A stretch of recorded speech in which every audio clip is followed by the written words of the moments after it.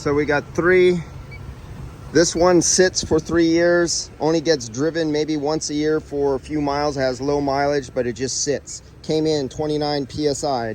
Technician was asking me, since it's electric, do I break out the lab scope and BRAC probe? And I go, no, you don't need no scanner, danner stuff or anything like that. You use your brains. It has 29 PSI. Does it come on? It doesn't come on. I have nothing hooked up. Doesn't come on. Let's check for charge first. We had 29 PSI. That's less than the 44.2, 42, 46, whatever manufacturer says their minimum. It won't even allow the compressor. So let's squirt a little refrigerant in there, get the pressure up. We got it up. Boom. Get back in that car and turn it on. He turns it on. Do you hear it kicking in? Boom. It works. Electrically, we may be fine. Let's jump off that one. We know we're coming back for a leak on that. This one way down there. So I grabbed one of my blue vacs and I hooked it up. That was the one from earlier that needed the, what did that one? Oh, O-rings. Of course, it's a Subaru. So while one of the technicians was doing that, I was back onto this. We're looking for the leak there. We're pulling down the Microns there. Remember, we have isolation valves. Remember, we're talking about isolation valves. Oh my God, how are we going to charge it up? And you need to isolate before you put it on there. We're doing the one hose method right off the load. That'll go just down the block.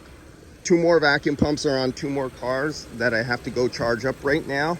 I diagnosed this one, and this one was passed nitrogen decay test at 200 PSI. It passed vacuum decay test. Well, some things only happen under vibration or when metal gets cold or metal gets hot. And then the metal will expand and then it'll leak. So I came back here and let's see what we found. This appeared. Okay, let's get the little conroy here. So where do we go here? Right there. Let me zoom in.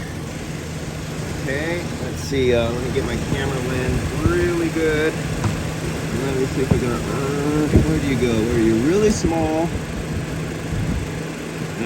There we go. Let's see if I can find it right there. Do you see that little glowing dot right there? That's it. That was his leak. Now this guy had, I think, 49 PSI.